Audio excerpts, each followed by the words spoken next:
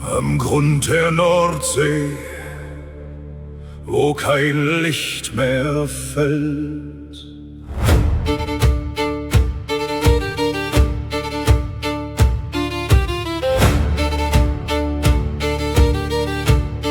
Am Grund der Nordsee, im dunkelsten Tang, da wohnt der Meermann sein Leben lang.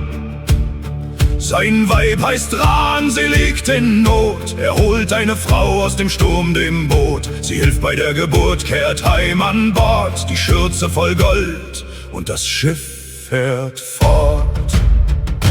Ecke, Necke, pennt tief unter der See, malt das Salz und den Sturm, bis die Schiffe vergehen. Doch wer seinen Namen singt, wird frei. Du heißt Ecke, Necke, Ben. Und der Bann bricht entzwei.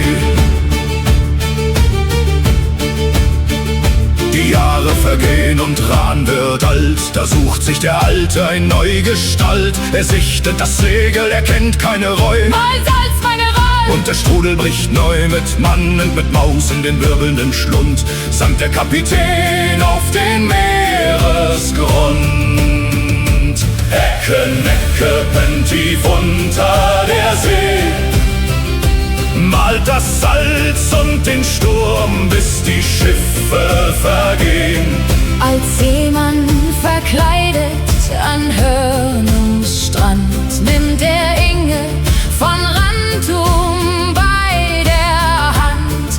Er streift ihr goldene Ringe an, legt die Kette ihr um. Nun gehörst du dem Mann. Sie weint und sie fleht, lass mich wieder frei. Nenn meinen Namen bis morgen.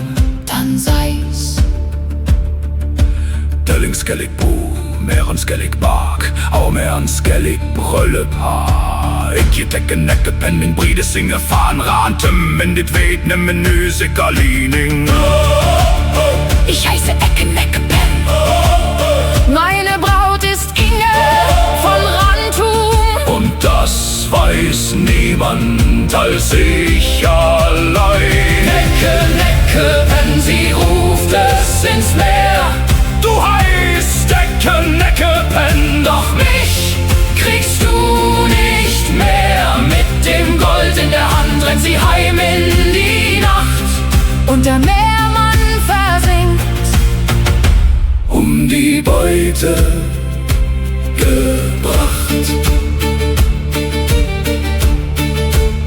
Seither grollt er den Rantum an Sturm und Flut, begräbt ihre Dörfer im wandernden Sand. Eidum ertrank und das alte Rantum verschwand. Die See holt sich heim, was am Ufer stand.